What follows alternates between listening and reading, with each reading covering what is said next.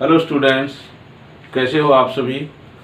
तो आज की इस वीडियो में हम डिस्कस करेंगे कुछ न्यूमेरिकल प्रॉब्लम्स को, जिसमें हम रेट ऑफ रिएक्शन को कैलकुलेट करेंगे और rate of disappearance of any reactant and rate of appearance of any product को हम कैलकुलेट करेंगे। तो क्या स्टेटमेंट है अपनी फर्स्ट न्यूमेरिकल में कि जो अमोनिया है, अमोनिया जब ऑक्सीजन के साथ रिएक्शन करेगा, और अमोनिया और ऑक्सीजन क्या है, गैसियस स्टेट में है, और गैसियस स्टेट में ही हमें प्रोडक्ट्स मिलते हैं NO और वाटर। तो जो rate of formation of NO given है हमें, वो क्या है 3.6 इंटू 10⁻³ मोल पर लीटर पर सेकेंड। तो हमें क्या कैलकुलेट करना है, rate of reaction, rate of disappearance of ammonia और rate of appearance of water. तो किस तरह से हम इन सभी पार्ट्स को कैलकुलेट करते हैं इस गिवन डाटा से। तो जो हमें केमिकल इक्वेशन गिवन है वो क्या है,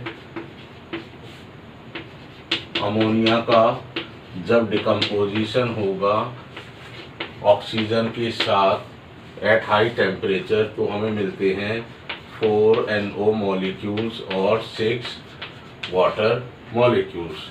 तो रेट ऑफ रिएक्शन के लिए मैथमेटिकल एक्सप्रेशन हम किस तरह से लिखेंगे, rate of reaction is equal to, negative sign हम यूज करेंगे फॉर रिएक्टेंट्स, तो लिखे हैं D molar concentration of NH3 divided by dt is equal to -1/5 D molar concentration of O2 divided by dt is equal to, और plus sign हम use करेंगे products के लिए। तो जो प्रोडक्ट्स की चेंज इन कंसंट्रेशन है उसको रिप्रेजेंट करने के लिए हम पॉजिटिव साइन यूज करते हैं, और जो रिएक्टेंट होंगे उनकी जो डिक्रीज इन कंसंट्रेशन है उसको रिप्रेजेंट करने के लिए हम नेगेटिव साइन यूज करेंगे, और जो पॉजिटिव साइन हम यूज करते हैं वो यूज करेंगे increase in concentration of products during the reaction। तो यहाँ पर 1/4 D NO by dt is equal to plus 1/6 D molar concentration of water divided by dt। और हमें गिवन क्या है कि जो रेट ऑफ फॉर्मेशन है NO की वो क्या है 3.6 इंटू 10⁻³ मोल्स पर लीटर। तो जो रेट ऑफ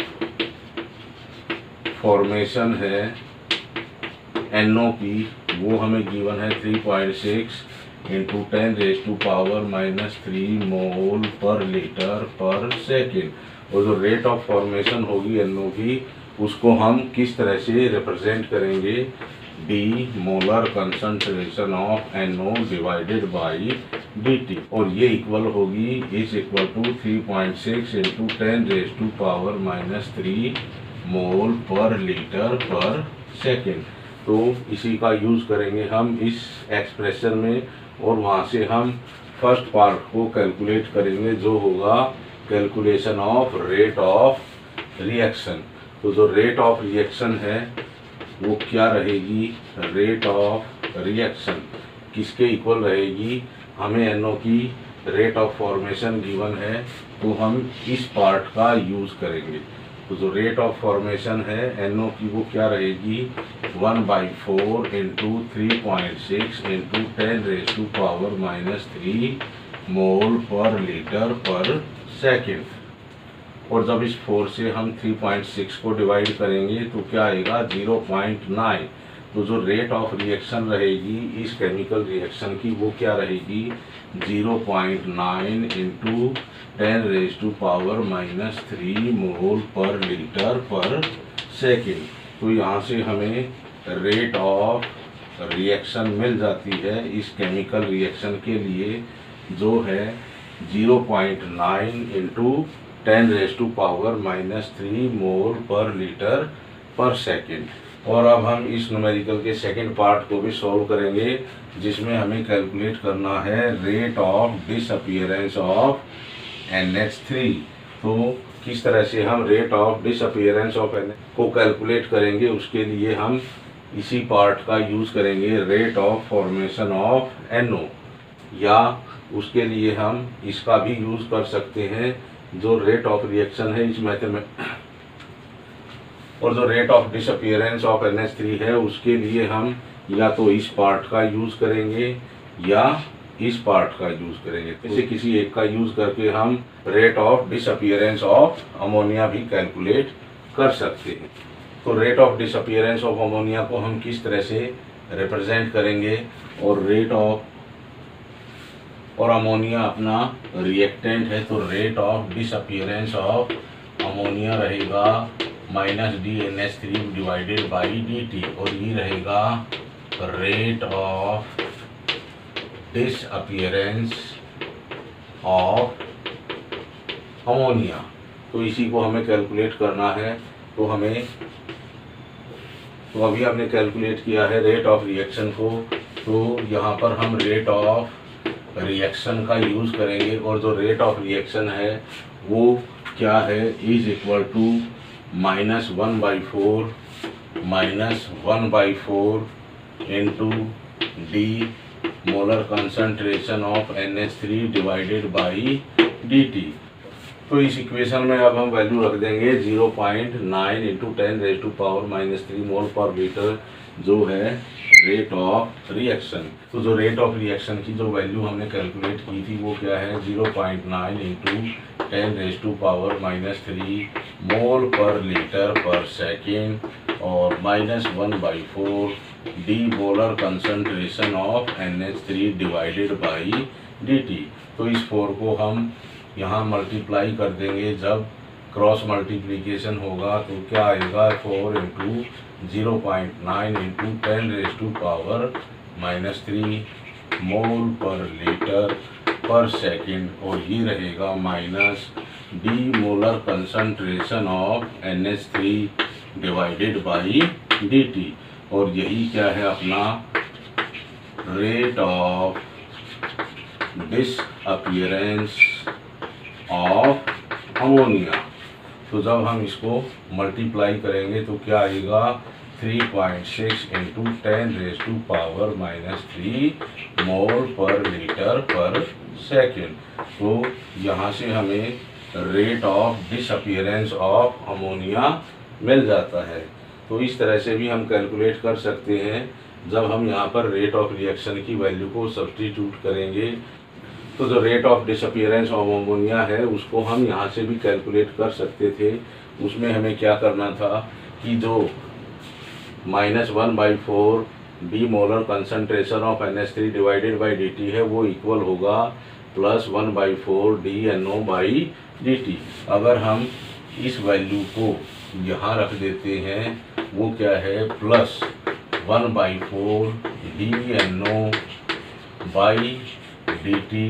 तो यहाँ से हम 1/4 से 1/4 को कैंसिल कर देंगे, और हमें मिल जाएगा +DNO by dt is equal to -DNH3 by dt। और यहाँ पर हम rate of appearance of NO की वैल्यू हम रख देंगे, वो क्या है, 3.6 इंटू 10⁻³ मोल पर लीटर पर सेकेंड। तो इस तरह से भी हम rate of disappearance of ammonia को भी कैलकुलेट कर सकते हैं। और अब हम कैलकुलेट करेंगे रेट ऑफ फॉर्मेशन या अपीयरेंस ऑफ वाटर। तो इसी मैथमेटिकल एक्सप्रेशन का यूज़ करेंगे हम इस वाटर की रेट ऑफ फॉर्मेशन को या rate of appearance of water को कैलकुलेट करने के लिए। तो जो रेट ऑफ रिएक्शन है, रेट ऑफ रिएक्शन जो हमने कैलकुलेट की थी वो क्या थी, 0.9 इंटू 10⁻³ मोल पर लीटर पर सेकेंड। और जो रेट ऑफ रिएक्शन है वो इक्वल होगी +1/6 D molar concentration of water divided by dt, +1/6 D molar concentration of water divided by dt। और ये इक्वल हो जाएगा, ये वैल्यू इक्वल होगी किसके, +1/6 D molar concentration of water divided by dt। तो 6 को अब हम 0.9 इंटू 10⁻³ से मल्टीप्लाई कर देंगे। 6 इंटू 0.9 इंटू 10⁻³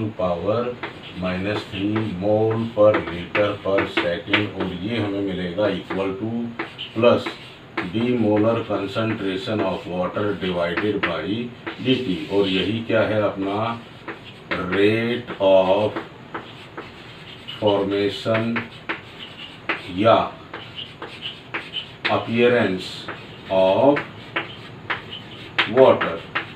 तो ये किसके इक्वल रहेगा, और जब हम इसको इससे मल्टीप्लाई करेंगे तो क्या मिल जाएगा हमें 5.4 इंटू 10⁻³ मोल पर लीटर पर सेकेंड। तो इस तरह से हमें rate of formation of water या रेट ऑफ अपीयरेंस भी हमें मिल जाएगी। तो इस मैथमेटिकल एक्सप्रेशन की हेल्प से हम किसी भी रिएक्टेंट की रेट ऑफ डिसअपीयरेंस को कैलकुलेट कर सकते हैं, या किसी प्रोडक्ट की रेट ऑफ अपीयरेंस को भी हम कैलकुलेट कर सकते हैं। और इसके लिए कंडीशन क्या होगी, किसी भी रिएक्टेंट की रेट ऑफ डिसअपीयरेंस या किसी भी प्रोडक्ट की रेट ऑफ अपीयरेंस हमें गिवन होनी चाहिए, तभी हम उस न्यूमेरिकल के जो गिवन पार्ट्स होंगे उसको हम कैलकुलेट कर सकते हैं।